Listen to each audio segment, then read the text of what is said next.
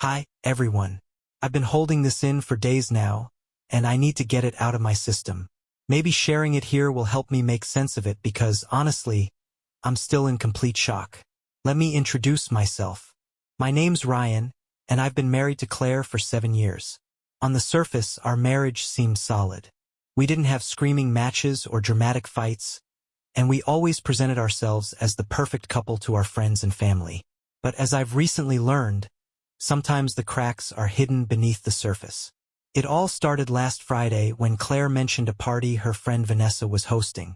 Vanessa's known for throwing these over-the-top gatherings that always turn chaotic. Loud music, too much booze, and, frankly, questionable behavior from her guests. It's not my scene at all, and Claire knows that. When she brought it up, I immediately told her, "I don't think that's a great idea.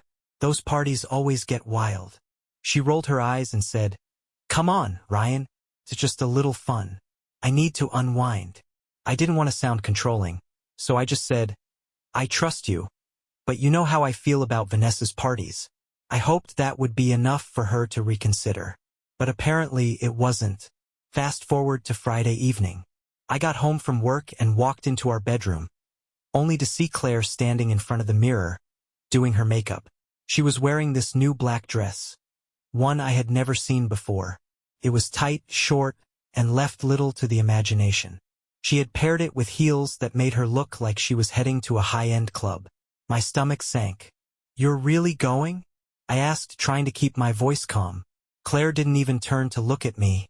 "Yeah, I told you about this. Don't make a big deal out of it." "But I thought—" I started, but she cut me off. "Ryan, it's just a party. Relax. I'll be back later." She grabbed her purse and walked out the door without even saying goodbye. I stood there, stunned. It wasn't just that she was going despite knowing how I felt about it. It was the way she dismissed me, like my opinion didn't matter. I wanted to call her back, to argue, but I told myself it wasn't worth it. If she wanted to act like this, fine. I wouldn't waste my energy. The rest of the evening, I tried to distract myself with TV and a few beers, but my mind kept wandering. What kind of party was it? Who was she with? And why did she seem so eager to go, knowing I disapproved? Around midnight, I gave up and went to bed, though I barely slept. I kept waking up, checking my phone for a message from her. Nothing. The next morning, I woke up early, hoping to see her next to me in bed. But her side was cold and empty. I walked around the house, calling her name, but there was no answer. Her car wasn't in the driveway either. That's when I started to feel the first real pangs of worry. I told myself she'd probably stayed at Vanessa's house to avoid driving home late. But something about it didn't sit right. Claire wasn't the type to stay out all night without letting me know. I checked my phone again, but there were no messages. Frustrated, I opened Instagram, hoping to find some clue about where she was. And there it was. Vanessa had posted a story. My heart raced as I tapped on it. The video was shaky, taken in the middle of what looked like a crowded living room. There were people dancing, laughing, and holding drinks. And then I saw her, Claire. She was standing in the corner, talking to some guy I didn't recognize. He was tall, with dark hair, and his hand was casually resting on her lower back. I stared at the screen, feeling my stomach twist. It wasn't just the way they were standing close together. It was the way she was smiling at him. A smile I hadn't seen in a long time. A smile that wasn't meant for me. I didn't know what to do. Confront her? Wait for her to come home and act like nothing was wrong? My mind was racing with questions, and no answers were coming. All I knew was that something wasn't right, and I was determined to find out the truth. The moment I saw that video, my heart started pounding. I must have replayed it 10 times, staring at every detail. Claire's laugh, her body language, the way that guy leaned in as if they were sharing some inside joke. It was enough to send my mind spiraling. Who was he? How did she know him? Was this just innocent fun? Or was it something more? I sat there in our quiet living room, phone in hand, trying to figure out my next move. Should I call her? Text her? Wait for her to come home and explain herself? Every option felt wrong. My thoughts were a jumbled mess, and I couldn't shake the sinking feeling in my gut. Around 9 a.m., I heard the unmistakable sound of her car pulling into the driveway. My chest tightened as I sat frozen on the couch. A part of me wanted to rush to the door and demand answers, but another part of me wanted to stay put and act like I didn't care.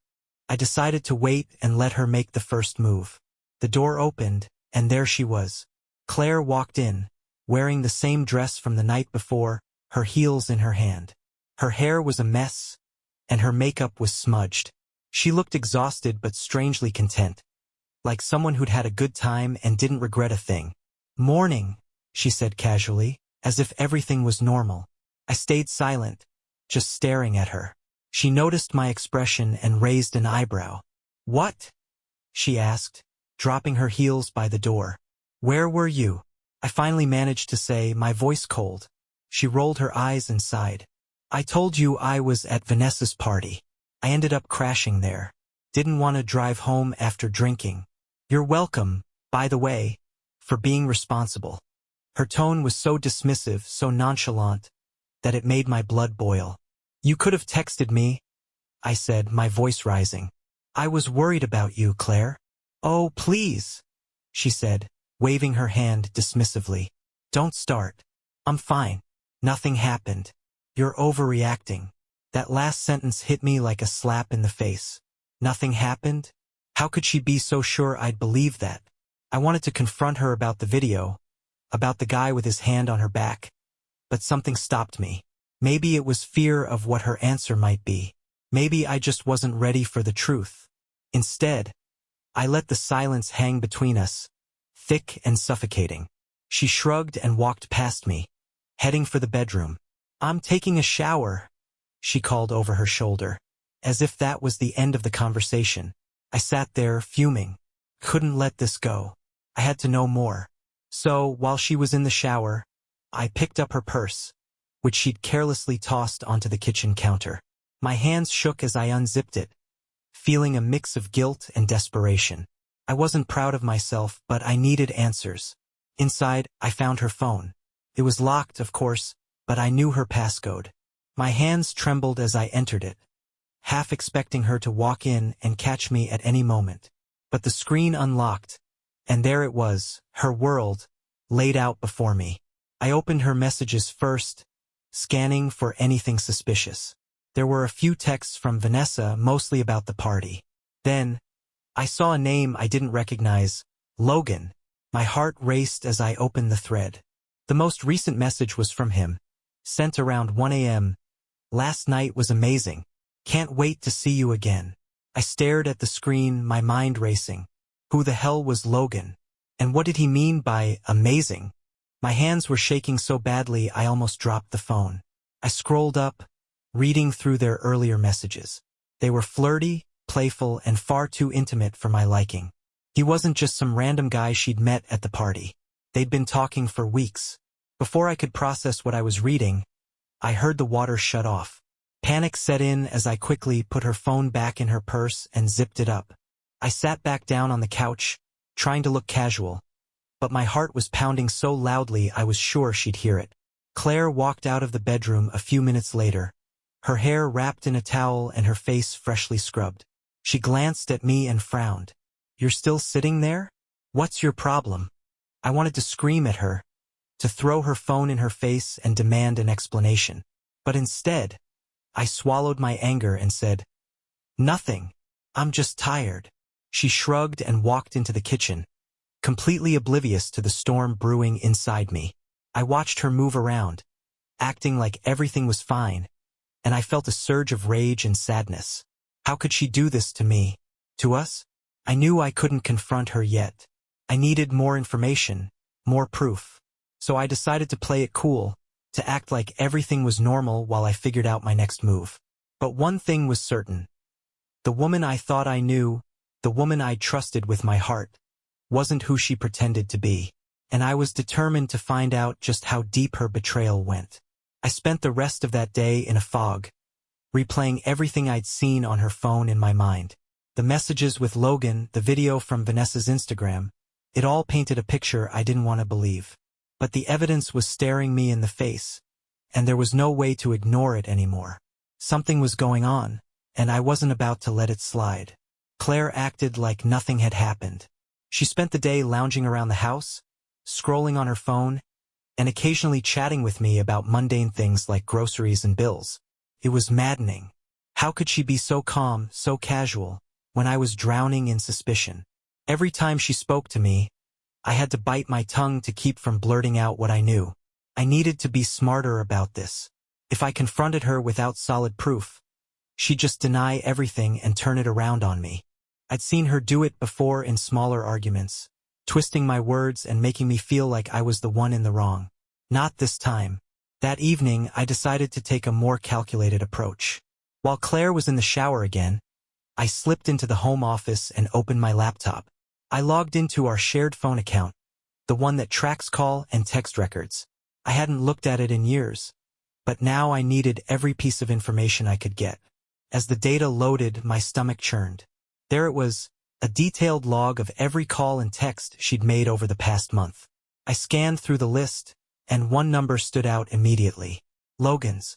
She'd been texting him every day, sometimes for hours.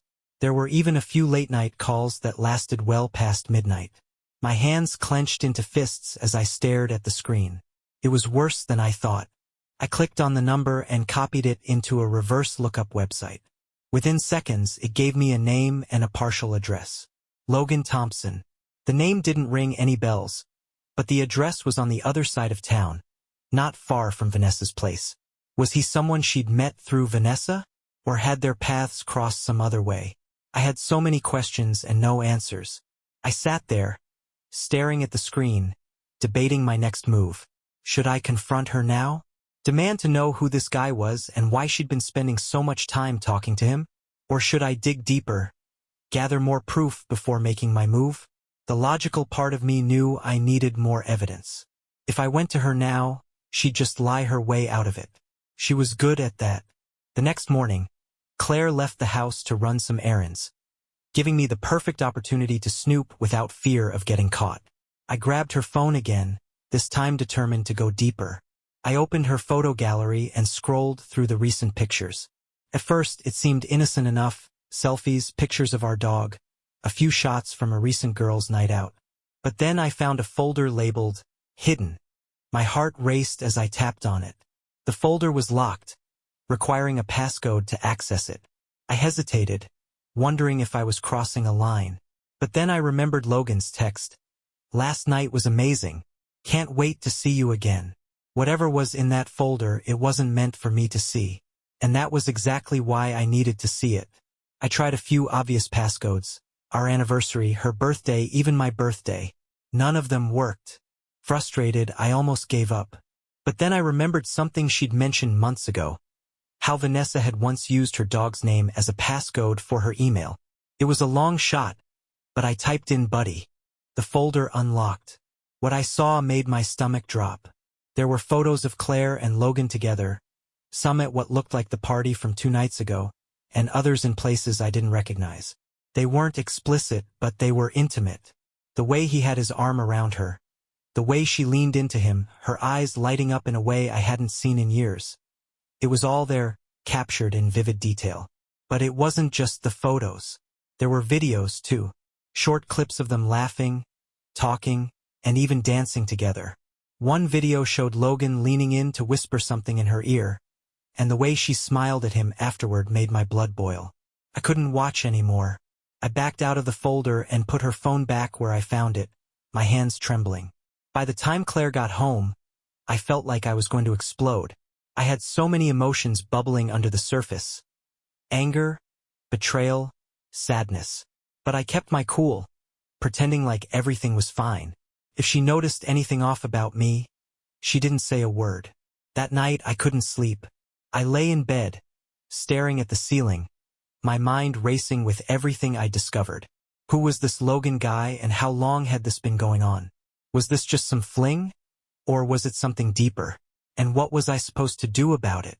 I felt like I was stuck in a nightmare with no way out. But one thing was clear. I needed to confront her. I couldn't keep pretending like everything was fine. The next morning, I made up my mind. I was going to get the truth no matter what it took. The morning sunlight crept through the blinds, but it did little to warm the icy pit in my stomach. I had spent the entire night tossing and turning, consumed by the weight of what I'd uncovered. The pictures, the videos, the texts, it all pointed to one undeniable truth. Claire was hiding something, and I wasn't going to let her keep me in the dark any longer. Claire walked into the kitchen, her hair still damp from a shower, humming softly to herself. She looked so carefree, so unaware of the storm brewing inside me. Watching her act so normal made my chest tighten. How could she do this to me? To us? I clenched my coffee mug, trying to steady my voice. "We need to talk," I said, my tone more serious than I intended. She glanced at me, her smile faltering for a moment.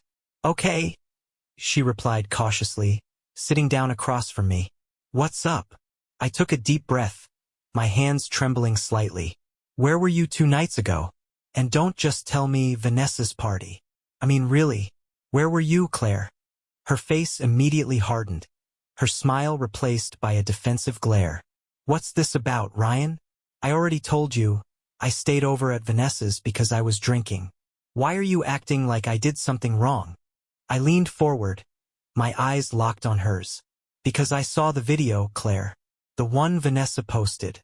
The one where you're all over some guy named Logan." For a split second, her expression shifted. Shock, guilt, maybe even fear, but she quickly masked it with anger. "Are you serious right now?" she snapped. "You're stalking my friend's social media now? That's low, even for you. This isn't about stalking, and you know it." I shot back, my voice rising. "Who is he, Claire? And don't you dare lie to me." She scoffed, crossing her arms. "He's just a friend, Ryan. You're being ridiculous. We were dancing, that's all. Why are you making this into something it's not? Just a friend," I repeated, my voice dripping with disbelief. "Friends don't text each other things like, 'Last night was amazing. I saw the messages, Claire. I know you've been talking to him for weeks. So stop lying and tell me the truth.'" Her face went pale, the color draining from her cheeks. She opened her mouth to speak but hesitated, like she was trying to come up with the right excuse. Finally, she said, "You went through my phone? Wow, Ryan.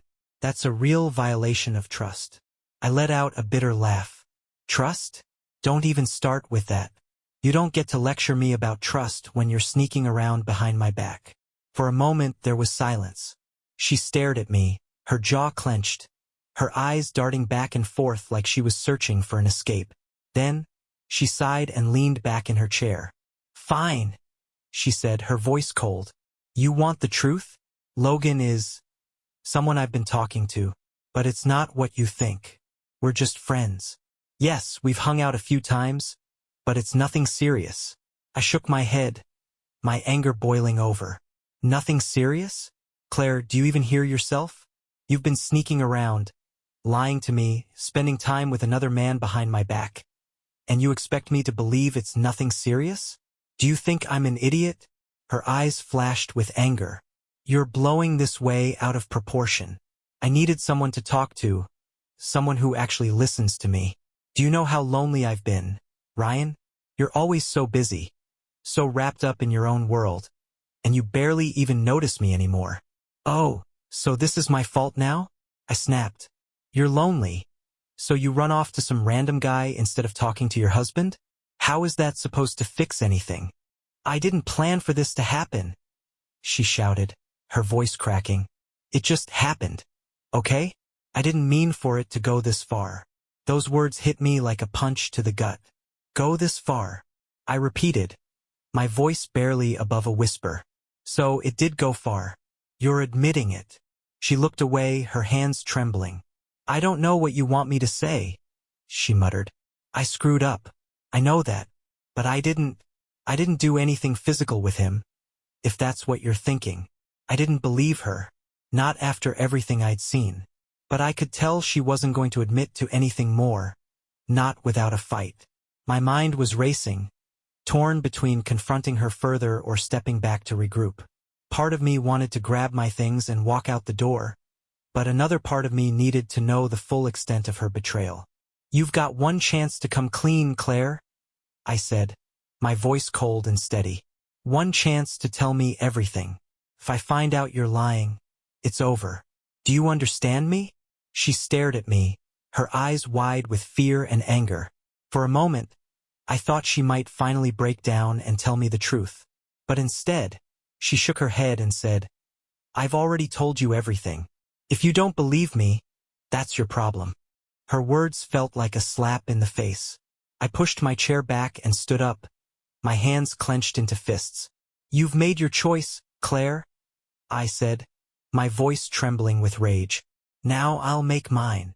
Without another word, I walked out of the kitchen, grabbing my keys and heading for the door. I needed to get out of there, to clear my head and figure out what to do next. As I drove aimlessly through the streets, my mind was a whirlwind of emotions. Anger, heartbreak, betrayal. I didn't know where this road would lead, but one thing was certain. This wasn't over. Not by a long shot. I drove for hours trying to process everything that had just happened. Claire's half-admissions, her defensiveness, her refusal to tell the full truth. It was all circling in my head like a storm. I wasn't ready to give up, though. I needed the whole story, and if she wasn't going to tell me, I'd have to find it myself. After a few hours, I parked outside a diner and pulled out my phone. I opened the reverse lookup page again, staring at Logan Thompson's partial address. I knew it wasn't enough to confront him yet, but I had another idea. If Logan was truly someone Claire had just been talking to, there'd be no reason for anything secretive. But her hidden folder, the late-night texts, they screamed otherwise. I logged into our shared email account, one we used for household bills and appointments. Claire rarely used it, but sometimes she forwarded important emails to it. I searched for Logan's name and froze. There it was, a single forwarded email from Vanessa. The subject line? Details for Friday. I opened it, my heart pounding. Inside was an invitation to a private party at some event space across town. It wasn't just a casual house party. It was a private social gathering. My stomach churned as I read the message. It wasn't explicit, but it was clear enough. This wasn't your average get-together. I clenched my phone, staring at the screen. Claire hadn't just lied about where she was. She hadn't just been talking to Logan. She'd gone to something planned, secretive, and intentional. I took a deep breath and made a decision. If Claire wouldn't tell me the truth, I'd go straight to the source. Vanessa. The next morning, I decided it was time to pay Vanessa a visit. If anyone had answers, it was her. I knew where she lived. Claire had dragged me to her place enough times for her infamous parties. I drove across town, my stomach tight with nerves and anger. When I arrived, Vanessa's car was in the driveway. I parked and walked up to her door, my heart pounding in my chest. After a deep breath, I knocked. A few moments later, Vanessa opened the door. She looked surprised to see me, her smile faltering. Ryan? What's up? Everything okay? Can I come in? I asked, keeping my tone steady. She hesitated but eventually stepped aside. Sure. Come on in. I followed her into the living room, where empty wine glasses and a few stray party decorations were still scattered around. The place reeked of stale alcohol, a reminder of the chaos Claire had been part of just days ago. So, what brings you here? Vanessa asked, sitting down on the couch. I didn't bother with small talk. I need to know about Friday's party. The one you invited Claire to. Her eyes widened slightly, but she quickly covered it with a nervous laugh. Oh, that? It was just a fun night, Ryan. Nothing to worry about. I leaned forward, my voice firm. Cut the crap, Vanessa. I saw the invitation you sent. I know it wasn't just a fun night. I also know Claire wasn't just hanging out with you. She was with Logan. Who is he, and what happened at that party? Vanessa's face paled, and for a moment, I thought she might come clean. But then she crossed her arms and smirked. Ryan, you're overthinking this. Claire and Logan are friends. That's it. You're making a big deal out of nothing. Her dismissive tone lit a fire inside me. I saw the texts, Vanessa. I saw the pictures. Friends don't text each other about how amazing their night was. Friends don't have secret folders full of photos and videos. So, I'll ask again. Who is Logan, and what's going on? Vanessa's smirk faded, and she glanced away, biting her lip. Look, she said finally, her voice quieter. I don't want to get involved in your marriage drama. But if you really want to know about Logan, you should ask Claire. She's the one who's been spending all her time with him. Don't play games with me, I snapped. You know exactly what's going on, and I'm not leaving until you tell me. Vanessa sighed, leaning back against the couch. Fine, she muttered. Logan's someone Claire met through me. Let's just say he's charming. Claire seemed interested in him and things kind of escalated. But that's all I know. If you want more details, ask her. Her words felt like a punch to the gut. Vanessa wasn't denying it. She wasn't even trying to defend Claire. She was practically confirming my worst fears. I stood up, my fists clenched. Thanks for nothing, I said bitterly, heading for the door. As I walked out to my car, one thought consumed me. Claire had been lying to me for far longer than I'd realized. And if Vanessa wasn't willing to give me the full truth, I'd have to confront Claire again, this time with no room for her to hide. I drove home in silence, my mind racing. Vanessa's half-admissions were enough to confirm what I already suspected. Claire and Logan were more than just friends. I gripped the steering wheel tightly, trying to steady the storm of emotions swirling inside me. Anger, betrayal, sadness, they all competed for control. But one thing was clear. I couldn't keep dancing around this anymore. When I got home, Claire was in the kitchen, scrolling through her phone with a mug of coffee in hand. She looked up when I walked in, her expression unreadable. Where've you been? She asked casually, as if we hadn't had the most tense argument of our lives just a day ago. I didn't answer. I dropped my keys on the counter and walked straight up to her, locking eyes with her. We need to talk. Now. Her face hardened. Again with this? Ryan, I already told you. Stop. I interrupted, my voice firm. I talked to Vanessa. Her eyes widened slightly, and I saw the flicker of panic she tried to hide. Oh, great, she said, forcing a laugh. And what did she say? Probably something to stir up more drama. She told me about Logan, I said, cutting through her deflection. She confirmed that you've been spending time with him, that things escalated. So, don't even try to deny it. Claire's face flushed red, and for a moment, she seemed at a loss for words. But then her defensiveness kicked in. Vanessa doesn't know what she's talking about, she snapped. She's just stirring the pot. I told you Logan and I are just friends. Friends don't send texts like the ones I saw, I said, my voice rising. Friends don't keep secret photo folders. And friends don't escalate. Stop lying to me, Claire. I'm not stupid. Her eyes narrowed, and she slammed her coffee mug down on the counter. You're unbelievable. You know that? Snooping through my phone, interrogating my friends. What's next? Ryan? Are you going to put a tracker on my car? Or hire a private investigator? If that's what it takes to get the truth, maybe I will. I shot back. The room went silent for a moment, the tension thick enough to cut with a knife. Claire looked away, her jaw clenched, and I could see the wheels turning in her head. She was weighing her options, trying to decide whether to double down on her lies or finally come clean. Finally, she let out a frustrated sigh and said, Fine. You want the truth? Yes, I've been spending time with Logan. Yes, we've gotten close. But it's not what you think. It's not physical. Not physical? I repeated, my voice dripping with disbelief. Claire, do you even hear yourself? Do you think I'm an idiot? I've seen the way you look at him, the way you've been sneaking around. Don't insult me by pretending this is innocent. She looked at me, her eyes filled with a mix of anger and guilt. I don't know what you want me to say, Ryan, she said, her voice trembling. I've felt so disconnected from you lately. Logan listened to me, made me feel seen. I didn't mean for it to happen, but it did. And now, I don't know what to do. Her words hit me like a ton of bricks. Disconnected? Seen? Was that supposed to justify her betrayal? I felt a surge of anger rise in my chest, but I forced myself to stay calm. Losing my temper wouldn't help anything. What you do is stop lying, I said coldly, and you start being honest about what this really is, because I'm not going to stick around while you figure it out.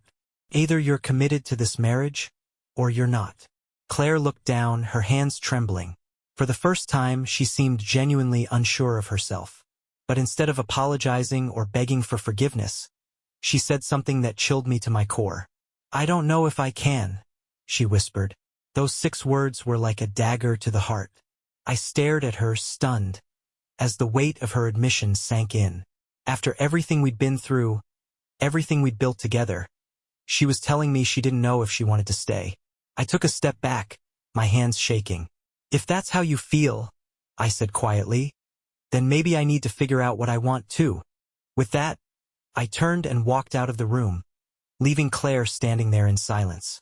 I needed space, time to think, because the woman I thought I knew, the woman I'd built a life with, had just shattered everything in a single moment. I spent the next few days in a fog, replaying everything that had happened. Claire's admission, her indecision. It all felt like the final nail in the coffin of a marriage I had believed in for so long. But as much as it hurt, I realized I had a choice to make. I could let this situation destroy me, or I could use it as a wake-up call to take control of my own happiness. During those days, Claire tried to talk to me several times. Her tone shifted. She wasn't defensive anymore. Instead, she seemed genuinely conflicted, even remorseful. But I kept my distance, needing time to process everything.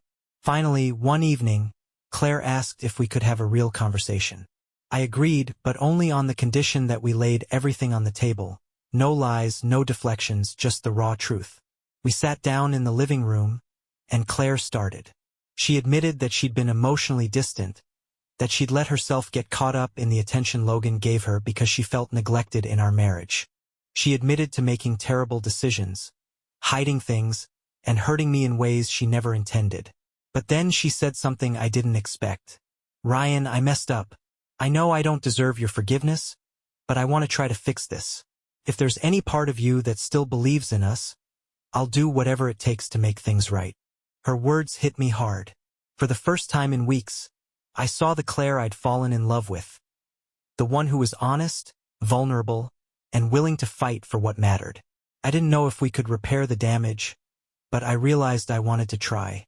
"I'm not going to pretend this didn't hurt," I said, my voice steady. "What you did broke my trust, and it's going to take time to rebuild that. But if you're serious about making things right, I'm willing to give us another chance." Claire nodded, tears streaming down her face. "I'll do whatever it takes, Ryan. Therapy, counseling, anything. I don't want to lose you." Over the next few months, we took small but meaningful steps to rebuild our relationship. We started seeing a marriage counselor, where we worked through the issues that had led to our disconnect. Claire cut off all contact with Logan and deleted the hidden folder on her phone, proving she was committed to earning back my trust. It wasn't easy, and there were moments when I questioned whether we could truly move forward. But with time, patience, and a lot of honest communication, we began to rebuild what we had lost. 1 year later, I can honestly say we're stronger than ever. The experience forced us to confront the cracks in our relationship and rebuild on a foundation of honesty and mutual respect. Claire and I are no longer the same people we were before, but maybe that's a good thing. Sometimes the hardest moments in life are the ones that lead to the most growth. And while I wouldn't wish this experience on anyone, I'm grateful for the lessons it taught me about love, forgiveness, and the importance of never taking someone for granted. For those of you reading this and going through something similar, know that healing is possible. It's not easy, but if both people are willing to put in the work, there's hope. And sometimes that hope is all you need to start again.